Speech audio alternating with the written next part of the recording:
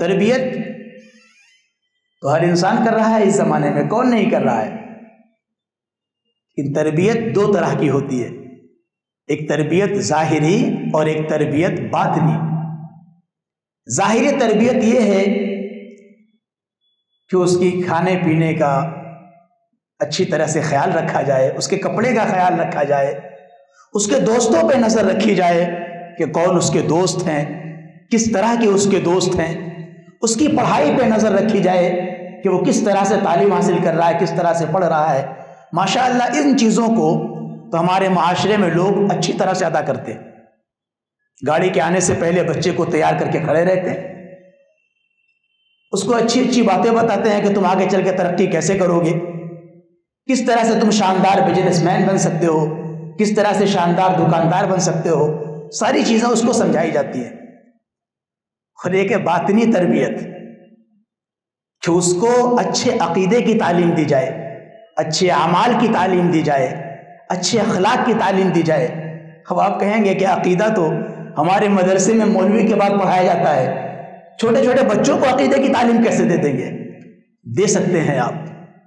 جس طرح سے اپنے بچوں کو ہم پارک میں گھمانے لے جاتے ہیں، سوئمنگ پول پہ لے جاتے ہیں اور انہیں دکھاتے ہیں کہ دیکھو کتنا شاندار پانی بہ رہا ہے، کتنی شاندار یہ گنگا یہ جمنا جاری ہے، بچے اس سے لطف اندوز ہوتے ہیں۔ شاندار جھرنے دکھاتے ہیں، اچھے اچھے پارک دکھاتے ہیں، انہیں خوبصورتی دکھاتے ہیں، شاندار پھول دکھاتے ہیں، اس کی خوشبوؤں سے انہیں لطف اندوز کرتے ہیں۔ یہ ساری چیزیں تو ہم کرتے ہیں۔ اگر تھوڑا سا آگے اور بڑھ جائیں کہ اپنے بچے کو جہاں پہ ہم یہ بتائیں کہ اتنا شاندار جھرنا چل رہا ہے، کتنے شاندار پھول ہیں، اتنے خوشبودار پھول ہیں، وہیں پہ یہ بھی بتا دیں کہ بیٹا اس پھول کے اندر جو خوشبو ہے، اس پھول کی جو خوبصورتی ہے، اس میں خوشبو پیدا کرنے والا اللہ رب العالمین ہے، اس کو خوبصورتی دینے والا اللہ رب العالمین ہے، ان دریاؤں کو جاری کرنے والا اللہ رب العالمین ہے، اس درخت کو بڑھنے کی قوت دینے والا اللہ رب العالمین ہے، اس کے اندر پھل پیدا کرنے والا اللہ رب العالمین ہے۔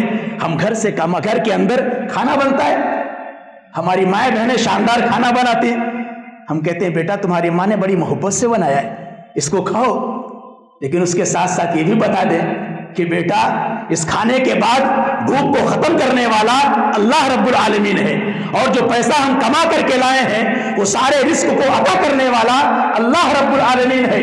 تو یہ عقیدے ہیں جو ہمارے بچے کے دل و دماغ میں بچپن سے سما جائیں گے، دل میں اتر جائیں گے۔ چھوٹی چھوٹی چیزیں ہیں جو اپنے بچوں کو ہم سمجھا سکتے ہیں۔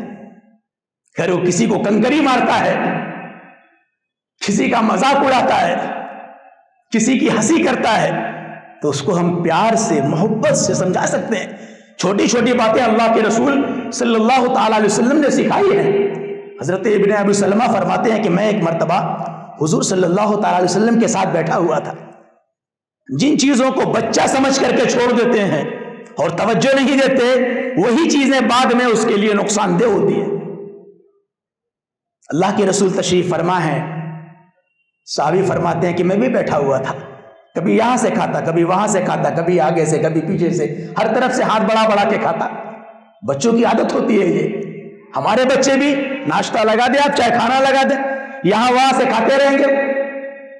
ہم چھوڑ دیتے ہیں کہ بچہ ہے، کوئی کچھ بولے بھی تو ہم کہتے ہیں ارے بچہ ہے رہنے دو اسے۔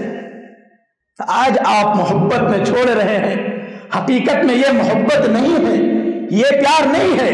اللہ کے رسول صلی اللہ تعالی علیہ وسلم نے تعلیم دی، فرمایا یا بنیہ، ہے میرے بچے اللہ کا نام لو، داہنے ہاتھ سے کھانا شروع کرو اور اپنے سامنے سے کھانا کھاؤ، اپنے سامنے سے کھاؤ۔ بچپن میں جو بات بتلا دی جاتی ہے وہ انسان کے دل میں اس طرح سے اتر جاتی ہے جیسے پتھر پہ آپ کوئی نقش کر دے، پھر اسے کوئی بھلا نہیں سکتا، اسے کوئی دل و دماغ سے نکال نہیں سکتا۔ بچپن میں انہیں سکھایا جائے